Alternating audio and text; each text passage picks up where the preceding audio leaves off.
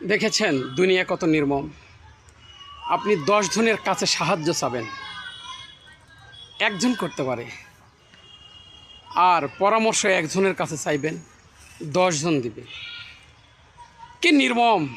আপনি অ্যাক্সিডেন্ট করে মারা যাবেন, সবাই ভিডিও করে ভাইরাল হবে, আপনার সহযোগিতায় কেউ এগিয়ে আসবে না, কিন্তু ভিডিওটা সম্পন্ন করা চাই শেষ পর্যন্ত। কি আজব দুনিয়া! আপনার গীবতগুলো নিজের টাকা খরচ করে করবে, আর আপনার ভালো কাজগুলো কেউ জানতে চাইলেও বলবে না, মুখ খুলবে না। কি আজব সমাজ!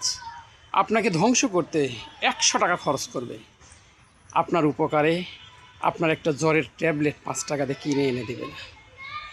আমরা এমনই দুনিয়ায় বাস করছি, আমরা এমন জামানায় বাস করছি, দাড়ি রেখে পাগড়ি পরে জুব্বা গায়ে দিয়ে ইসলামী দলের নাম করে ইসলামী দলের বিরোধিতা করে, আবার যারা ইসলাম বিরোধী তাদের সাথে হাত মিলিয়ে কর্মর্দন করে তাদের সাথে সম্পর্ক তৈরি করে।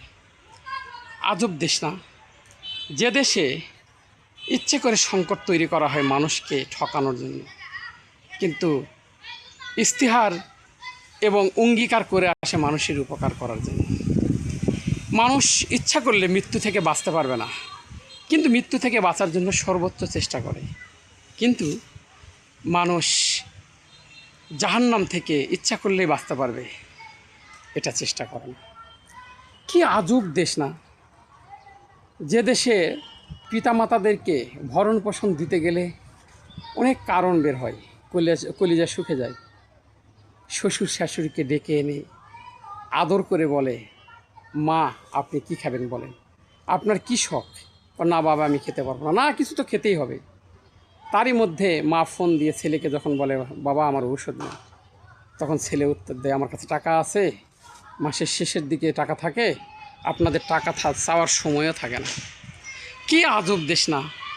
ভালো কাজের জন্য আন্দোলন করতে হয়, অথচ আন্দোলন করার কথা ছিল খারাপ কাজ ঠেকানোর জন্য। ভালো তো মানুষ এমনিই করার কথা। কি আজব দেশ না? যে দেশের রাষ্ট্র ক্ষমতায় যাওয়ার আগে রাষ্ট্রকে বলে, এই রাষ্ট্রের সংবিধান ছুঁড়ে ফেলবো, এই রাষ্ট্রের সংবিধান জুলুমের সংবিধান, এই সংবিধান দিয়ে কোনো উপকার হবে না, রাষ্ট্র ক্ষমতায় গেলে সেই সংবিধানকে আঁকড়ে ধরে লড়াই করে। কি আজব দেশ না? একটা অভ্যুত্থান করে যারা জীবন দিল, তাদের জীবন কেড়ে নেওয়ার জন্য তাদের পক্ষের একটি শক্তি সেই পক্ষ থেকে বের হয়ে এসে জীবন নেওয়ার জন্য রেডি। কি আজব দেশ না বলুন তো? সত্য কথাগুলো বারবার তুলে ধরতে হয়, আর ও সত্য তথ্য একা একাই সামনে এসে হাজির হয়।